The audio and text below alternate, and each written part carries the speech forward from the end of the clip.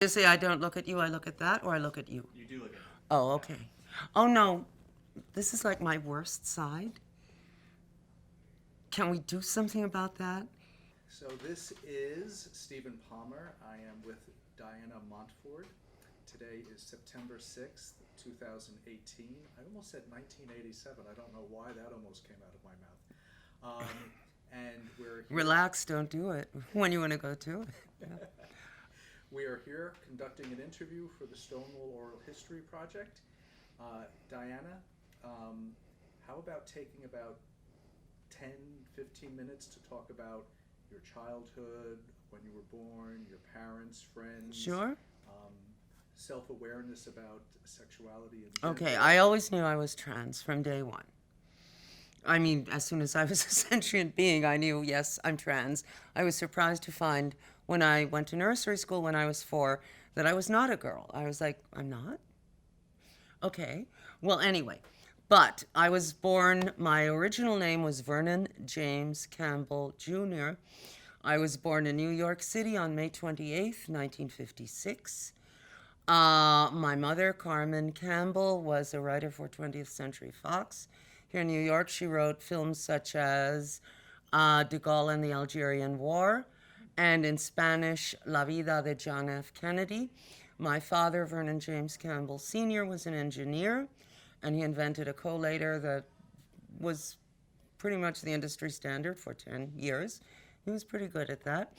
My maternal grandmother, Concepcion Trebolle de Alvarez, lived with us. She was my mother's mother, and she had been a first-wave feminist. In turn of the 20th century Spain, she'd had a school for young women where she taught them things like philosophy and all sorts of things that young girls weren't supposed to learn then. My late grandfather, her husband, was known as the father of the poor. His name was Don Basilio Alvarez Rodriguez, more popularly known as Basilio Alvarez. You can look him up. He has his own Wikipedia entry. He was, one of the founders of the Spanish Republic. I come by my progressive tendencies genetically because my ancestor, Don Pedro Rodriguez, was called the champion of the Spanish agrarian in the late 18th century. Then my grandfather was the second champion of the Spanish agrarian 100 years later. And there being no agrarians here in New York, I do trans folk. What can I tell you, you know? So anyway, if you know any agrarians, give them my number. Always looking for agrarians. But I went to school in New York, New Jersey, and Madrid, Spain. When I was 15 years old, my mother died of uterine cancer. She was 44. I went to Spain with my maternal grandmother, and I went to school there. And for 2 years, from 1971 to 1973, I got back. I went to acting school, and I transitioned, well, socially, you could say I transitioned when I was 15 in 1971 in Madrid, but I started taking hormones in 1975, August 19th, 1975. I went to Dr. Harry Benjamin, the person who invented the transgender process as we now know it. And he had a wonderful doctor there. He was very old at the time, so he was no longer in his office, but he had a wonderful female doctor there named Dr. Leong. I believe she might have been Vietnamese, I never asked, but she was wonderful, and that's when I started taking hormones when I was 19 years old. First day was August 19th, 1975. And that's it. And I've been an actress really since I was 17. I've been doing the Diana Montford show on cable, on public access, since, well, we started shooting in December of 1990 for a January premiere, and that's when we premiered in January of 1991, and we've been on ever since. And anything else you'd like to know? Yeah, sure. So let's back up into childhood again. Yes. Okay. Oh, I was drugged and raped by a priest when I was 6 years old at summer camp. Yeah. You know, when a priest tells you to get on your knees, don't do it. What can I tell you? But anyway, No. yeah. But, Talk about your childhood a bit more? Some friends, Yeah. what you like to do, what you like to study at school? Well, I never felt like a child. I always felt like a sort of 35-year-old glamour girl. I was always making evening gowns out of scarves and everything. Like when I was 3, 4, I used to run around wearing makeup around the house. And finally, my mother, when I was about 7, said, my mother had dark hair and very white skin. And she said, you know, the blue-gray eyeshadow and blue-red lipstick that I wear doesn't really suit you with your red hair and green eyes. So I'm going to buy you makeup that suits you. So she bought me green eyeshadow and orange lipstick. She was very cool, very progressive, very much into people's self-determination. Well, my grandfather, her father, the politician, had been a priest, a Catholic priest in his youth, and he left the priesthood, which was not a shortcut to popularity in turn of the 20th century Spain. So she grew up in a very sort of haze of self-determination, and she believed that people should be whatever they were. She was ahead of her time, ahead of this time, and probably ahead of 100 years from now. You know, she was very progressive. You know? Were there ever conversations between your mom and your dad about you dressing up as a girl? When I was 10 years old, I was all made up, and I walked by my father, was reading, and he looked up, and my mother was sitting across the living room, and he said, you know, he draws that line on his eye better than you draw it on yours. That was very strange. How Yes. did you end up with parents that were just so progressive? I don't even know if the word progressive is progressive enough. Yeah, I don't know. Who knows? I mean, this is in the 1960s. Things Yes. hadn't shifted. That what I just told you happened was in 1966, early 1966. So these people were really like, maybe they were from another planet. I don't know. So at home, I'm kidding. There, Yes. there wasn't any, you know, you shouldn't do that, and you know, why aren't you playing baseball? Well, my father tried to bond with me. He was very macho. He'd been a boxer during the Depression and everything. He tried to bond with me along those lines, but I didn't like it. And he felt that I really was better as a girl, you know? Since I was really lame trying to be macho. So go with the flow, you know? What was the experience you mentioned at the opening when you were 4 years old? It was a surprise for you to find out you weren't. Oh, yes. Well, I went to this nursery school, and, you know, I mean, I was extremely surprised that my effeminacy and Hollywood-style glamour did not meet with approval with these people. They were startled not only by the fact that I was so effeminate, but by the maturity of my effeminacy. I was not a child. I was very much a grown woman in a 4-year-old boy's body. It was very strange. And yes, and they made it crystal clear to me that I was not to they had this thing called the doll corner, and I would go there with the girls and put on little dresses, and they said, no, no, no, don't do that. Boys play over here. Well, I didn't want to play over there, you know. So ultimately, my mother said, oh, the school is awful, just leave it. So you know, after about a year, I stopped going there.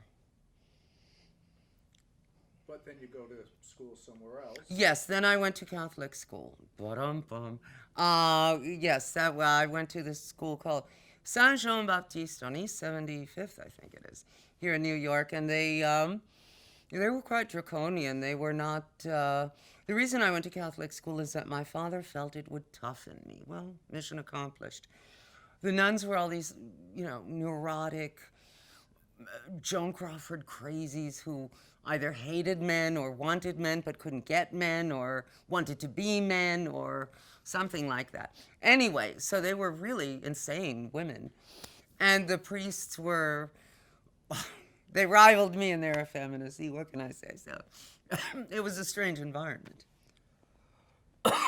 It's just that after the first experience of not having an environment that was accepting to you, it seems like the Roman Catholic Church or school would be even a worse choice. Well, yes, and I always thought so, and my mother always thought so, but my father had gone to Catholic school, and he felt that it was a good thing to go to because it did teach one structure and self-discipline and other hopelessly OCD kind of things, Did you have to wear a uniform? Oh, yes. So you had a little boy's uniform? Yes.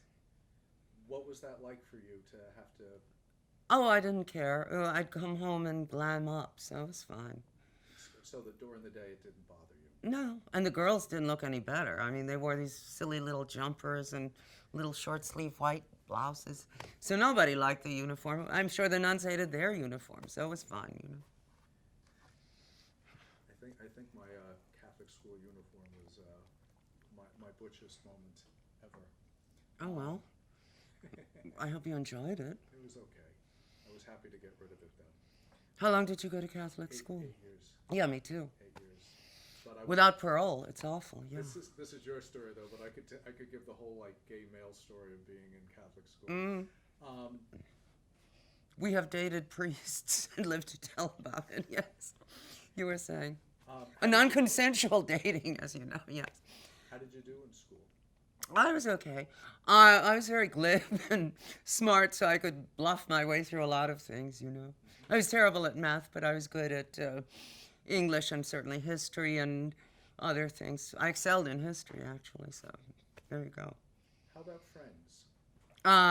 Well, I had friends, yes. I grew up, we've known this family since 1895 in Spain, and the daughter and I were born 2 months apart, and our mothers were born a year apart, so we've just known each other since then. This friend is named Raquel Starace, her father was Italian, her mother was Spanish. And, we were like brother and sister, except she was the brother, I was the sister, so. Anyway, it gets very strange, So, but then, that's the story of my life, right? Anyway, so, and I had friends at school. She and I did not go to the same school, but, sure, I had a few friends at school. I wasn't, Ms. Popularity because I didn't want to be, So, really, what do I have in common with boys who play baseball and other macho things, How was the boys' treatment towards you?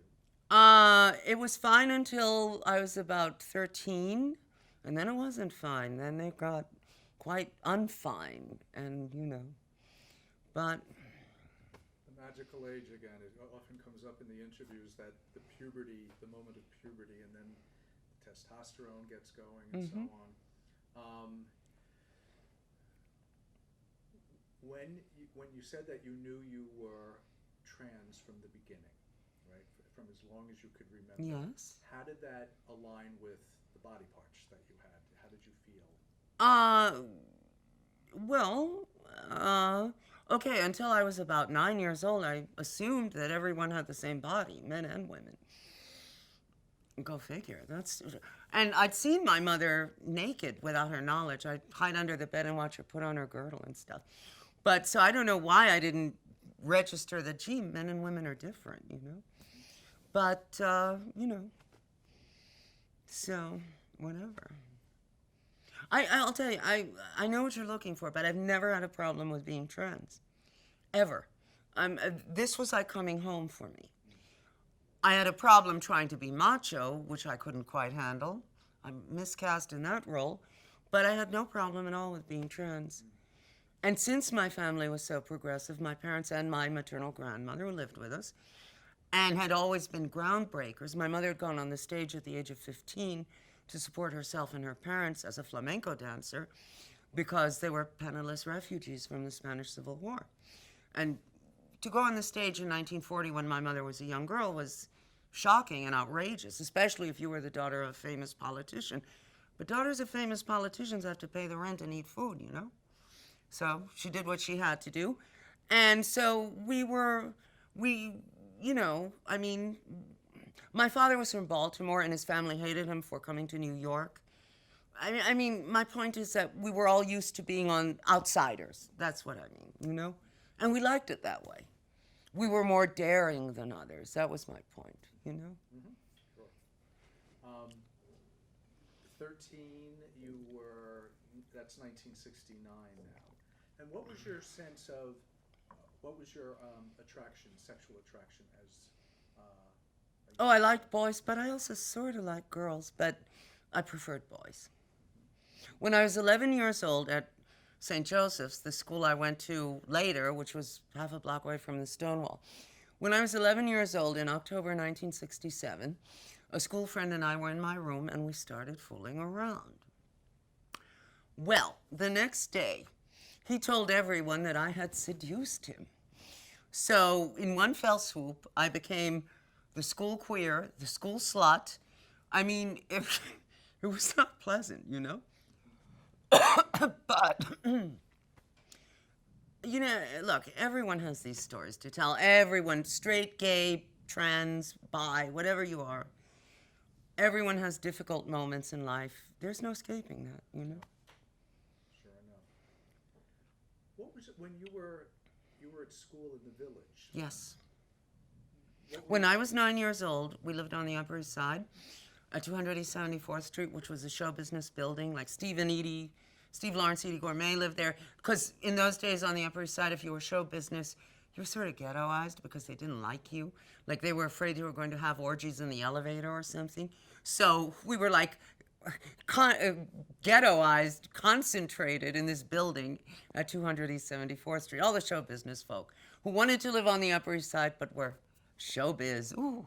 So anyway, we moved from there to Greenwich Village to this place called the Vermeer, which was and is today, as we shoot this, Gay Central. It's on 14th Street and 7th Avenue, 77 7th Avenue.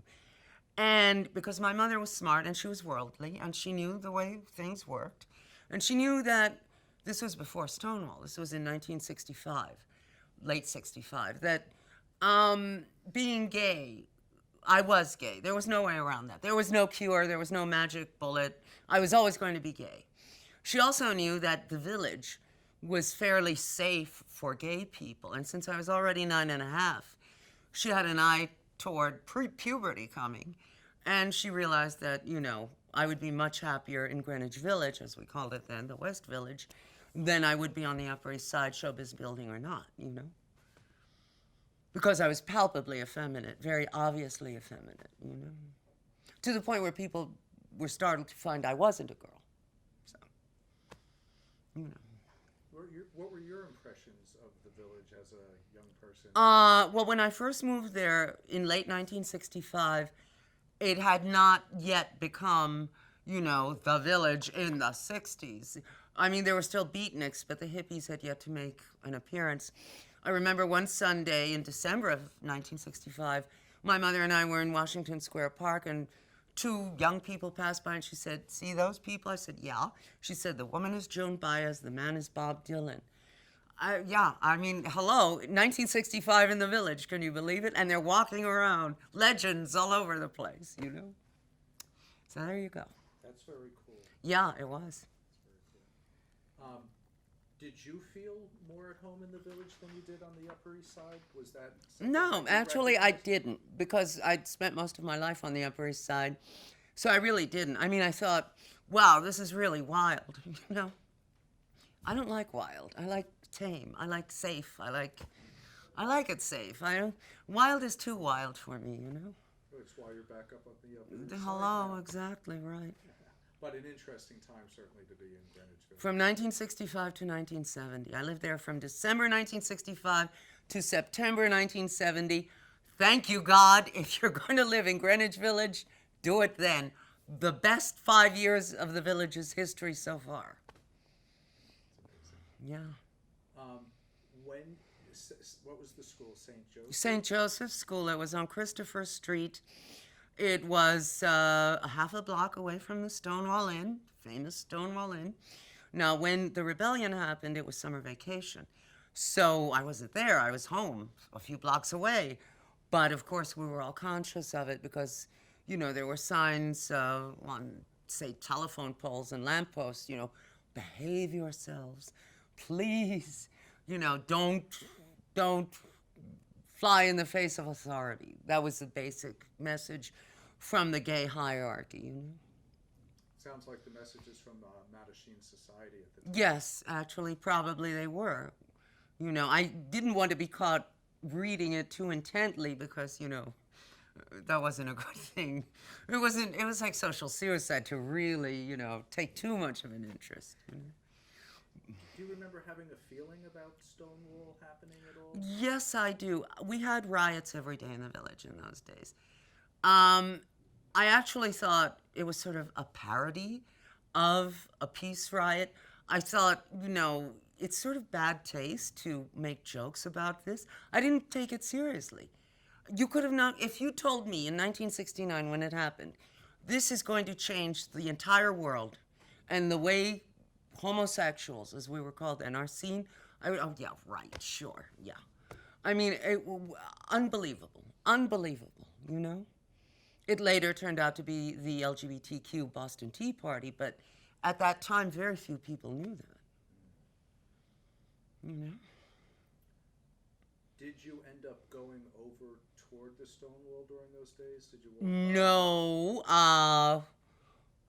No, we were so used to riots in the village in those days that we knew to keep away, I mean, it was dangerous because the police would show up and people would be shouting. And I was 13 years old, living with my family. I wasn't, bar hopping or anything.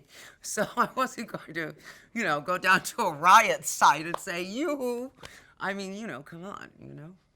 Well, your mother was quite adventurous. Not that adventure. Well, maybe she did. I don't know, but she didn't tell me about it. Speaking of politics and being progressive, were your parents both against the war? Oh, God, yes. Yes.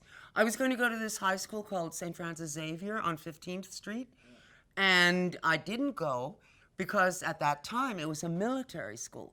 And my mother and I went to this open house, and we were appalled. These kids in military uniforms with crew cuts in 1970. No. So I went to this public school for a year called Emerson in New Jersey, Union City, New Jersey. Were your parents involved in the anti-war movement? No. Did they go to protests? No. Because my grandmother, she'd been a political wife for 31 years in Spain. She told us all, stay away from protests, from demonstrations. They are dangerous. People are shot dead. And we all listened because she knew, Do you remember your parents talking about, or anybody around you talking about the civil rights movement at the time? Or? Yeah, my mother and grandmother were from Spain, and they thought it was just awful, awful, the way people of color were treated. I mean, they thought we native-born Americans weren't civilized monsters, that we could treat fellow human beings in this Jim Crow way, So, yeah. I mean, we never discussed it in detail, but I do remember my mother and grandmother saying, my God, these Americans, what's wrong with them? So. That's the environment that you grew up in. It's kind of interesting. It's a great place for somebody of trans experience to land. Yes. Out of the womb, right? Yes. Even before its time, right? The moment where trans. Well, that's what I'm saying. My mother was like so advanced. It's like, who is this person? I mean, well, her father was too. So, who were these people? So. After Stonewall. Yes. Do you remember there being flyers up or an increase in gay activity? Well, the village was pretty gay, always, and it was pretty overt. But suddenly there was a new sense of entitlement, and that was wonderful.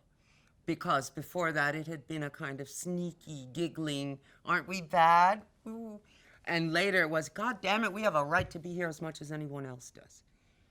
And so it was very different. And the day I graduated from grammar school in June of 1970 was the day I think they had the first gay rights parade, just a block away. I graduated at this church called St. Joseph's, and a block away they were having the parade as we were graduating. I was really torn. I wanted to go to the parade, but, well, So anyway, but... You also self-defined as gay during that time. Did you recognize that what was happening included or referred to you as well as a Yes, person? I knew that it was getting better moment by moment. So I'd once left this other school. I went to St. Stephen's. Also, when I was 13, I went briefly there. these boys, these very macho Irish American boys, were pushing me around and saying, "What are you wearing? Perfume?" I actually had hairspray on, and it had a scent to it. And finally, I just got sick of it, and I said, I do not have to take this shit. I walked out of the schoolyard, went home. The school was on 28th Street and Lexington Avenue. Called my mother at her office and said, "This is what happened." She called the mother superior and said, "My son will not be going back to your school. And what kind of place are you running there?" I mean, with these Yahoo hoodlums who, she was way cool. She was really something. Yeah. And what were your parents' feelings about the Stonewall riot? Oh, we never discussed it. We had riots every day. It's very difficult today to explain. Now the Village is a very almost suburban, family-oriented community, but in those days, we had peace riots, every kind of riot, every single day, or it seemed that way. And so we took these things in stride, That's why the Stonewall riot wasn't rebellion, was not that much of a marker in our lives, because we were so used to peace riots, anti-war demonstrations, everything. It wasn't, it really didn't register that much on the radar screen, Do you remember seeing any flyers for the Gay Liberation Front? Yes. Or gay, Yes, I do. And I remember seeing Sylvia Rivera in Sheridan Square Park in the morning when I would be going into St. Joseph's School. I remember she and someone I would now imagine was Marsha P. Johnson. I didn't know these people at the time. I would say 13, 12. And they looked like 30 to me, but it turns out they were only like 5 years older than I was. Who knew? But anyway, I remember looking at them, and the nun, I was the shortest kid in the class, so I was always right under the nun and right under her gaze. She would say, don't look at those people. You're encouraging them, stop looking. I mean, nuns aren't supposed to be furious that way. And, especially butch nuns, like, excuse me, lady, they're us, But the nun didn't quite, or maybe she knew it and didn't want to acknowledge that she was gay too. We were all gay, So, anyway. What was your knowledge of Sylvia Rivera at the time?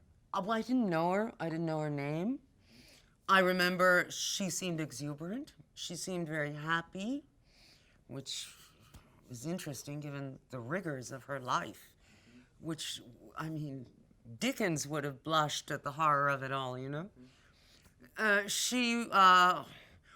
knew her later very well because we were in politics together, trying to get ESPA to include trans folk in their gay rights bill. They did not. But anyway, but at that time, in the late 60s, I was a child and she seemingly was an adult. She was only 18 to my 13, something like that. She was quite attractive in her way.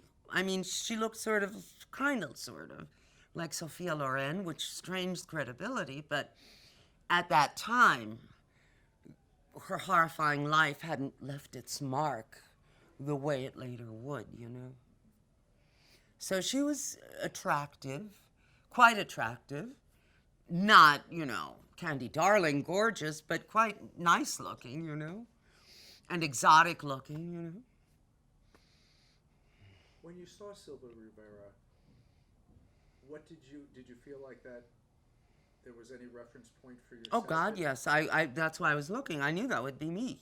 So I was looking to pick up helpful hints, And it was very encouraging to see how happy she was, and that must have ticked the nun off more than anything else. That she was not, this mea culpa person. She was having a blast in the park at 8 o'clock in the morning, having partied all night, So, no, I liked that. I thought, well, good, there's hope. Thank you, God, I'm drinking Coca-Cola if you're interested. But I'm going to have a sip real quick, too. I'm going to fill my little cup. My cup runneth over, but anyway.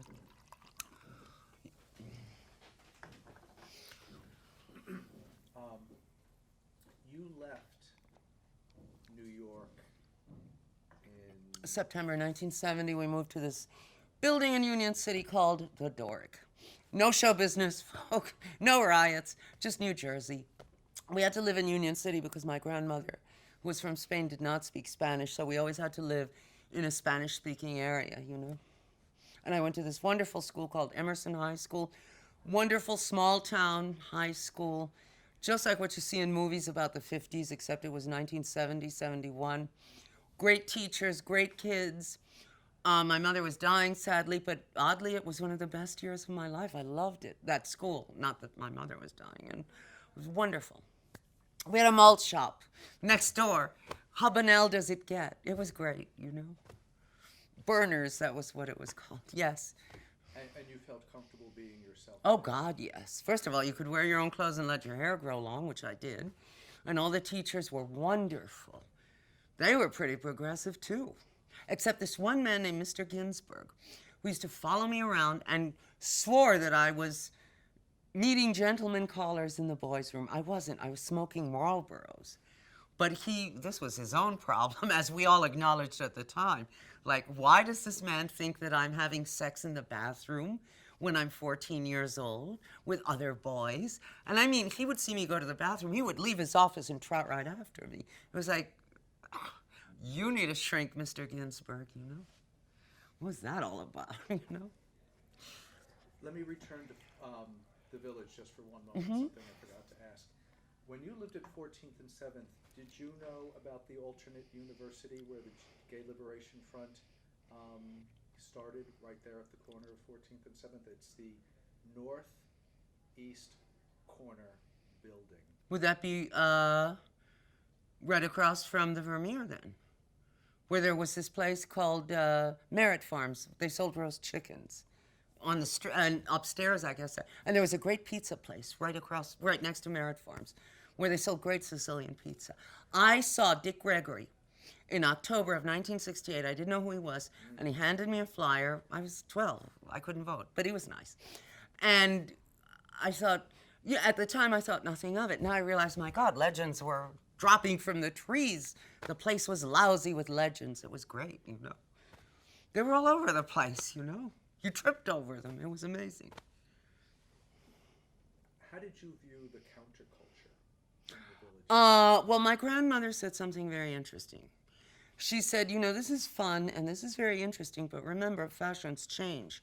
So don't get too deeply involved because you'll be sorry later on. And she was right, and I did not get too deeply involved. It was mainly appearance for me, you know, long hair and bell bottoms and everything.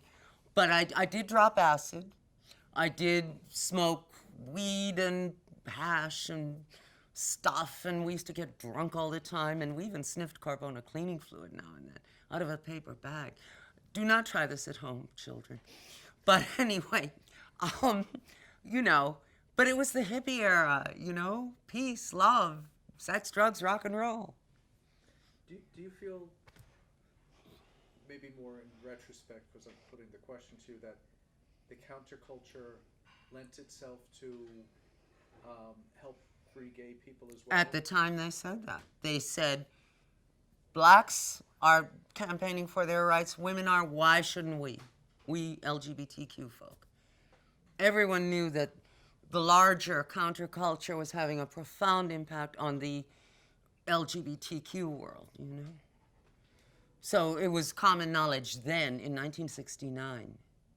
This is not a contemporary idea that we're projecting onto that time. People said it then.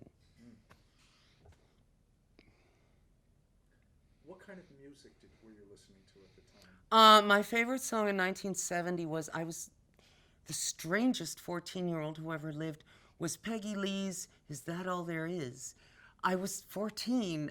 Why did I feel so tired and worldly and crazed? But that was my favorite song then. I also liked soundtracks, like movie soundtracks, you know, show tunes, like Harlow, the film about Jean Harlow starring Carol Baker had a great soundtrack by Neil Hefti, the man who also wrote the Batman theme and the Odd Couple theme. And I liked, you know, stuff like that. Did you like rock music at the time?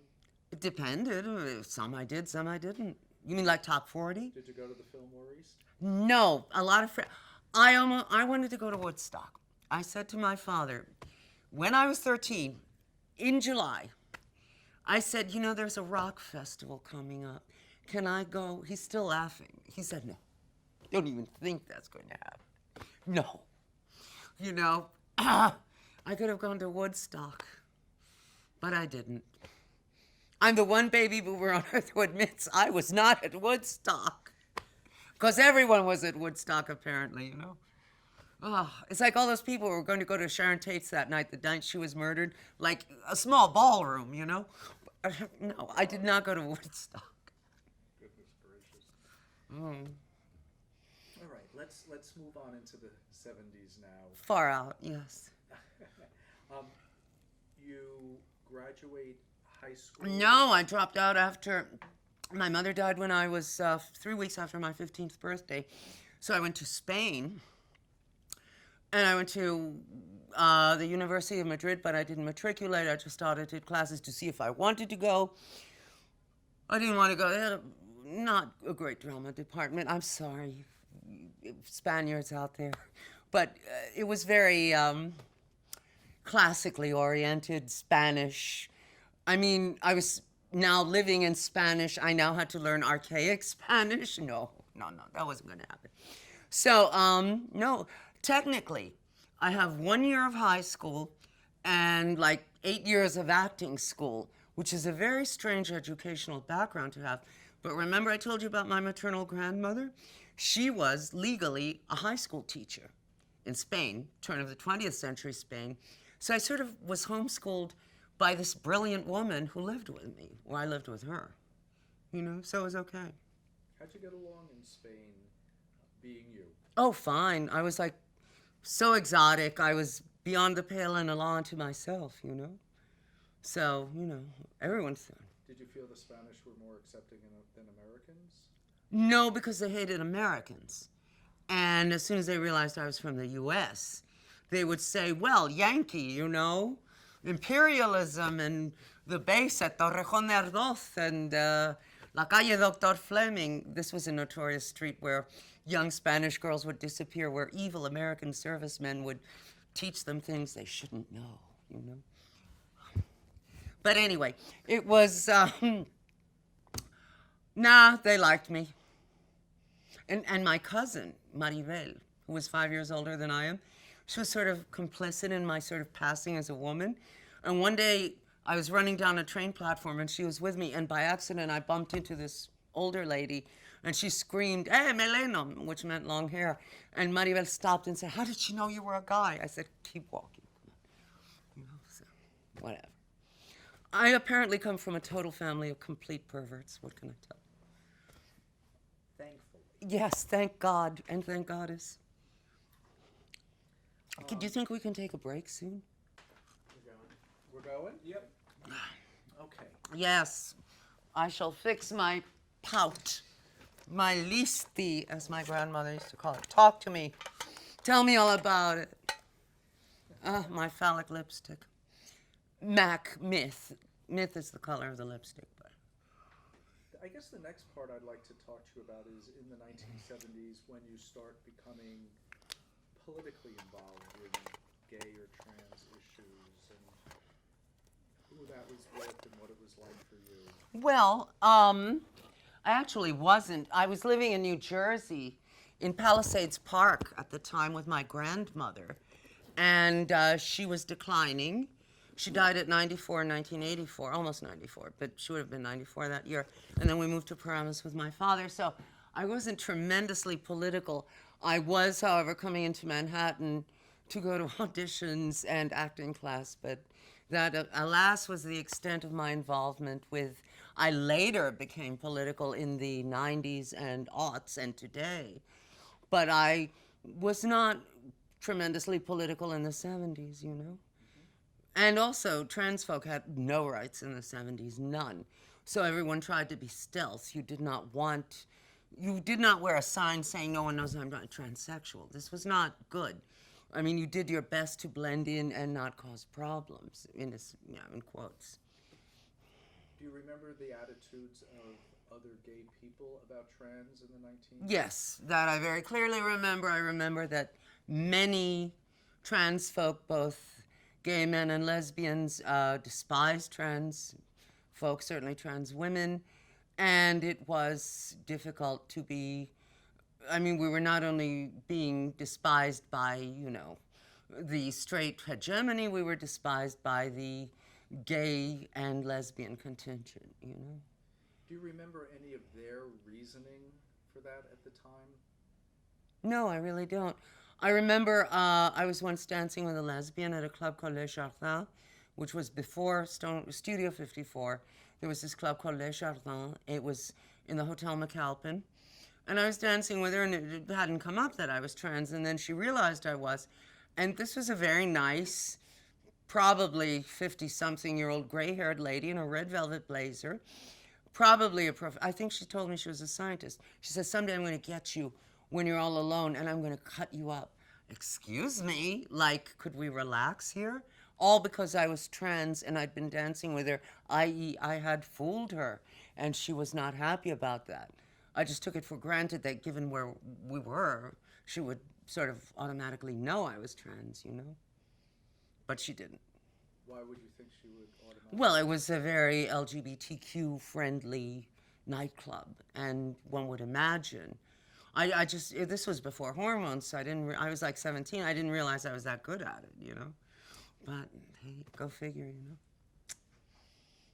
17, you were 17 in... 1973-4. My birthday falls on May 28th, which is almost the middle of each year. So I'm half an age, one half of the year, and the other half I'm another age. What went into the decision to start hormones? I was being read, and I didn't like that. Read means that people were discerning that I was born male, and I found this disconcerting, not to mention dangerous, because we are talking 1975 at that time. And, this was not easy. Let me tell you a wonderful story about a wonderful man, Francesco Scavullo, the photographer. Candy Darling died on, I believe, March 21st. Candy Darling, the Warhol superstar. March 21st, 1974. I read about it in the Village Voice as I was going back to New Jersey after a night of hanging out at Les Jardins or the Limelight.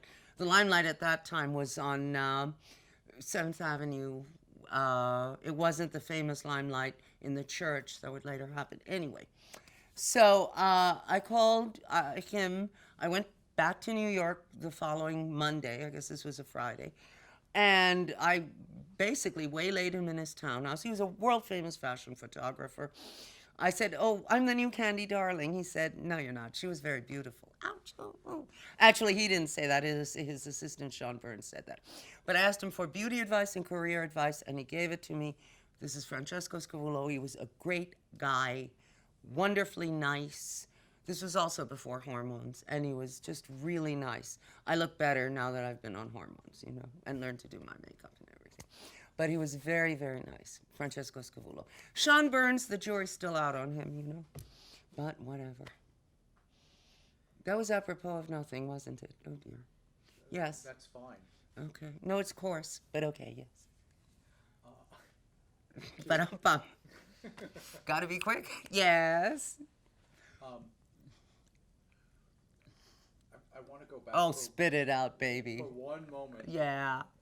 When the day of the first gay march, I'm so sorry that I forgot to ask this earlier, 1970. I was graduating, I believe I was graduating from grammar school that day. I think that was the same day. And I know you wanted to go march with them. Yes. What do you remember seeing? Not much, because that church, St. Joseph's Church, which was in the Village, was a madhouse because we were all graduating. It was a large class. We're baby boomers, It's like a 40-person class with all the families around, flash bulbs going off like crazy in the sunlight because everybody's taking pictures with their little Instamatics. It's 1970, remember? So it was, I did hear vague noises, so I suppose that was it. But I couldn't really say, well, I'm leaving my graduation now to go march in a parade. Bye. That wouldn't have worked, Do you remember any of the coverage of it afterwards? I remember seeing something in the paper, I think At that time, the New York Post was a progressive paper. It has since become quite unprogressive, retrograde, one might say, and fascistic. But in 1970, the Post was a progressive paper, and I believe I read something about it. It's very difficult across the span of 50 years to remember, and also things were happening. I just graduated from grammar school. My mother wasn't feeling well that August. She would have her first hysterectomy. She had two, partial and then radical, and she would die on June 23rd, 1971, less than a year later. So, or just a year later. So, a lot of stuff was going on in my life, you know? I mean, when you're living history, often you don't realize it's history.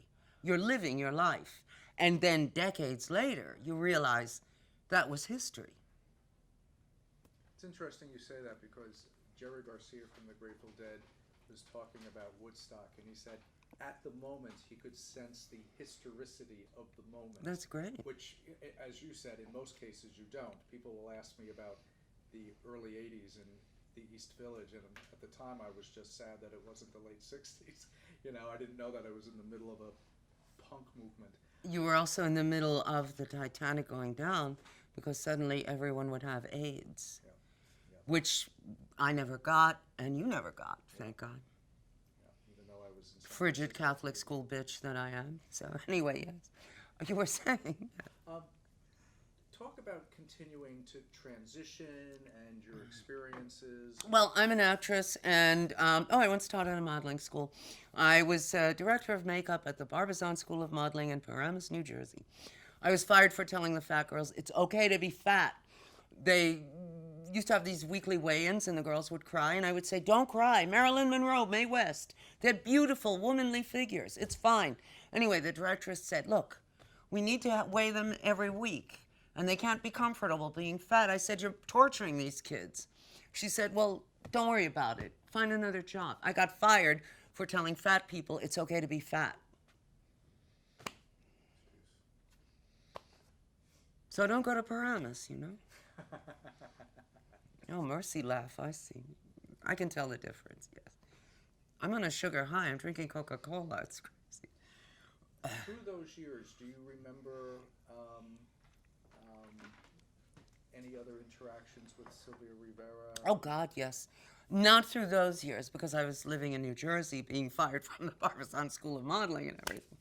But I later met her in the late 90s when I got involved in politics. I was twice a judicial delegate, and I ran as an alternate delegate with the Wesley Clark campaign. He ran for president circa 2004, but he abdicated, he quit. And they didn't realize that I hadn't quit, so I wasn't elected to alternate delegate. I was, however, twice elected to judicial delegate. Twice as we speak. Hey, you never know, right? It ain't over till it's over. But anyway, I knew her. She was very nice. She was very kind, very nurturing. Brilliant. Not educated, but brilliant. Innately brilliant. Street smart. Marsha P. Johnson, I also knew vaguely, not as well. She died many years earlier. She was very accepting of everyone, you know. I met Candy Darling at Les Jardins. She was even more stunning in person, if that's even possible. Candy Darling was a Warhol superstar, knockout blonde, beautiful woman, you know, born male, but, you know, transitioned. She was gorgeous. And, you know, anything you'd like to know about anyone? What was your involvement with Sylvia Rivera, who you got to know very well? Well, we were both trying to get the Empire State Pride agenda, ESPA, to include trans folk in their gay rights bill. They were sponsoring a gay rights bill, and they refused to do it. And they hectored Sylvia on her deathbed. She was dying of liver cancer, and they were in the hospital diddling back and forth saying, well, you know, well, it's not time yet, Sylvia. You know, you gotta wait, Sylvia. I mean, she's dying, and they wouldn't even let her die happy by saying, okay. So they didn't include us in the gay rights bill. But Sylvia was very nice. We used to have board meetings and everything, you know. I was a member of Niagara, New York Association for Gender Rights, something or other. I haven't been a member in years. And I was an outreach person, you know. I'm not sure what that meant, but I was an outreach person, maybe because of my TV show. What did you do as outreach? Basically, I sort of counseled trans folk, not only young people, but I was especially good with 50-year-old heterosexual married men who would come to me and say, you know, all my life I've wanted to be a ballerina. So, I mean, they actually said this. Somebody actually said this to me. It's very difficult to just keep a neutral look on your face and nod, you know, because, I mean, you want to say, what? What? Huh? I mean, okay. You know, I mean, you know. So, you know, I mean, basically the only counseling you can give anyone is let your conscience be your guide. Do whatever you feel you need to do. And you give them information about where they can go for hormones, for psychotherapy. At that time, you had to be evaluated by a therapist before you went on hormones. That was part of the deal for everyone. And, you know. What did you think of that process that was set up? Well, you know, having been a woman all my life, I'm sort of used to the unfairness of womanhood and patriarchal control. So I sort of accepted it as okay, so I'll go to a therapist and, you know, be judged kind of sort of normal enough for hormones. And, you know, I mean, we all had to do it. You were talking about the Empire State Pride agenda, yes. Was that their reasoning? It's just not time? Yes, they told us that the public is not ready for it. You will down us all, you know, stay in the shadows. We are nice middle-class white gentlemen. Even the lesbians were out of the loop, you know. I mean, they were included in the gay rights bill, but the nice, young, rich white gentlemen of ESPA did not like lesbians and really disliked trans folk. So they basically told us it's not time. If you go, if you look me up on computer, you can see a New York Times article, and I'm quoted in it. Look me up, Diana Montford. And I say, is half a loaf better than none? Because the reporter asked me, she called me at home, or he, I forget now, and said, you know, what do you think of their not including trans folk? But I thought any kind of progress is progress. So, and since ESPA had promised us to eventually, you know, let us into the house, so to speak, I said for publication, is half a loaf better than none at all? So, you know, I wasn't happy about the situation. No trans person was, no political trans person was, but you cut your coat to fit your cloth. You do what is offered. You make do with what's offered, you know. Incrementalism. Exactly. And that's how they explained it to us. And ultimately we were, I believe, I don't know, are we included? It varies from moment to moment, you know. Do you feel that tactic, that strategy ended up working? Well, I'll tell you, I took the overview and I saw what they meant. I thought it was brutal to us trans folk, but I did see that it would be expedient to have the most acceptable members of our number front and center so that the rest of us could get in. It's like going into a nightclub. The best looking, most elegant one says they're with me, and all us ruffians sneak in along, you know. I mean, it is what it is, you know. The world is what it is. In a perfect world, none of this would happen. There would be no social injustice. Do we live in a perfect world? No. Will we ever? No. Have we ever? No. There's your soundbite. Okay. What do you think, what were the vectors of energy that went into the unfolding of more and more acceptance to this point? You know, In the last this is number going of to sound years? ridiculous, but Caitlyn Jenner and Laverne Cox have done more good for us, and also the television series Transparent, have done more good for us than anything else. And Will and Grace, all the shows that in Dynasty 35 years ago, having a gay character, all these things incrementally built acceptance among the general public. among the straight hegemony who considered us the other and monstrous, and then got to see that we were more alike than we are different. And pop culture has tremendous, tremendous impact on everyone's thinking, whether they realize it or not, whether they're conscious of it or not. And when television shows or podcasts or whatever feature trans folk or gay folk or whatever, that normalizes the unusual and sometimes, the ostracized. People see that, we're not different. What do you think went into the gay and lesbian increased acceptance of trans within the community? Because straight people were saying, why do you not accept your siblings in homosexuality? And many gay men and lesbians had no decent answer for that. What are you going to say? They wear too much makeup? That doesn't work, So, I mean, ultimately, whether they are sincere or not is open for debate, but they say that they accept us. And so long as we have legal parity with everyone else, that's what we want. Social acceptance is very nice, but get it in writing, Sure. Yeah. When you look back at Stonewall as a moment, if you look at it as I a always do. moment, I look at it more now than I did for many years because now I realize that it was a truly historic event and that I was privileged to be in the vicinity and to, I told you over the telephone before we met that I used to go to these dances at St. Francis Xavier on 16th, 15th, wherever it was. And then after that, I would go to 8th Street in the Village and see all the, as we called them, drag queens in those days. I would just look at them. And they could see that I was sort of a sister waiting to happen.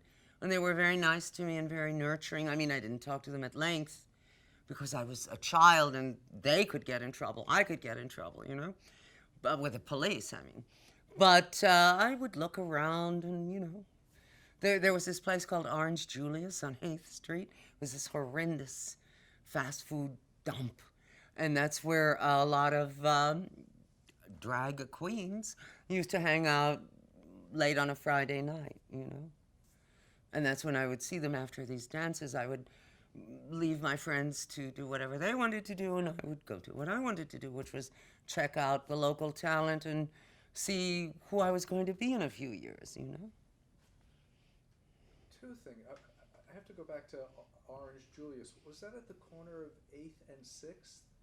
It was, no, there was a Howard Johnson's on 8th and 6th. But you would walk up, you would cross the street and go up, and it was maybe 2 or 3 buildings into 8th Street. Okay. And there was a bookshop there called Marlborough Books, which was wonderful. It was excellent. And there were a lot of interesting shops and head shops all over the place. There were head shops, poster mat. Yes, exactly. That's where I used to get my posters. And you'd walk in and you'd smell patchouli all over, remember? Yes. On 8th Street was also, you'd take stairs going down, and it was a club, and I think Barbara Streisand played. You mean the Bonsoir? The Bonsoir. I was too young, come on. This was like when I was 7 years old. I didn't go to that. You remembered it. I know. Well, I'm a tranny. I love Streisand. Come on. But I mean, what can I say? Tranny is not a correct expression. I can use it. You can't. But anyway, unless you're a tranny. But anyway, yes. What are correct terms? Oh, they change from moment to moment. I don't know. Right now, as we film this, in the year of our Lord 2018, transgender is the correct term for trans folk. And trans folk. And gender confirmation surgery is what we used to call the sex change operation. And it will be different by the time you see this, trust me. They just change the expressions every minute, on the minute. What does woman of trans experience? Same thing, trans woman. It's interesting because when I thought to myself, trans woman, it's a way of prioritizing woman before trans. Yes, As a exactly. woman of trans experience. Exactly. And also it explains to the general public that we are women. It's just that we have a strange way of achieving our womanhood. We earned our womanhood. I like that term. I like women of trans experience. I do too. Better. Yeah. So, Donald Trump is in power. Hmm. Yes. Is And there an air sickness bag here? Yes, you were saying? what's your sense of what kind of damage he can do? What's your worry? Well, we won't let him. If you go on YouTube, you can see a bunch of us demonstrating against him when he wanted to not have trans folk in the military. You can see episodes of my show where we discuss this, and I'm pounding the desk saying, resist, resist, resist. My femininity slipped that night a bit, but well. But anyway, in short, you know, this too shall pass. Trump, Hitler passed, Trump passed, Franco passed. Fascist dictators do not last. They never do. You know? Ultimately, the light shines through. I guess the question is, how far is it going to go before the light I'm shines? not a psychic. I don't know. I want answers. Well, even Trump doesn't know because he's so mercurial. One day it's this, one day it's that. He lies like a rug. I mean, who knows? He has a tenuous relationship with the truth. Last evening, I interviewed Michael Lavery, who was one of the founders of Lambda. Oh, wonderful. Do you know Bill Tom? He's the main founder. He spoke about him, but he gave predictions last night, and he was actually kind of reassuring. He said, well, I don't see him rolling back. In order to go through the courts, it's very difficult. I don't see him rolling anything back. There won't be any advances during these years, but he won't be able to roll anything. Well, there might be advances because an individual court can establish precedent, and then, you know, that can spread throughout the nation and ultimately throughout the world. So you can't say that there won't be any advances. Sometimes in times of great repression, there are advances because people are resisting and rebelling, including judges. That's how I felt about the conservative 1980s. I felt like while there was all that, the moral majority and all of that stuff was going on, the resistance really kind of put us ahead when the time was ripe. Yes, but it was a bummer. well, yes, because all those poor souls had AIDS and died of AIDS, and they, it really demonized LGBTQ folk, because, I mean, Rock Hudson, the singer Sylvester, you never knew who was going to go next, it was very strange. The woman who played Miss Kitty on Gunsmoke, Amanda Blake, her husband was bi, she died of AIDS at 60. So anyone could get it. Really? I swear. Miss Kitty? Miss Kitty. Diana. Yes. As I've said, thank God I never got AIDS, you never got AIDS. Are there any questions that I didn't ask and you wish I had, or anything that you'd like to talk about? No, I think we've covered it all. Of course, tomorrow morning I will say, why didn't I ask that? Why didn't I say that? No. Can you think of anything?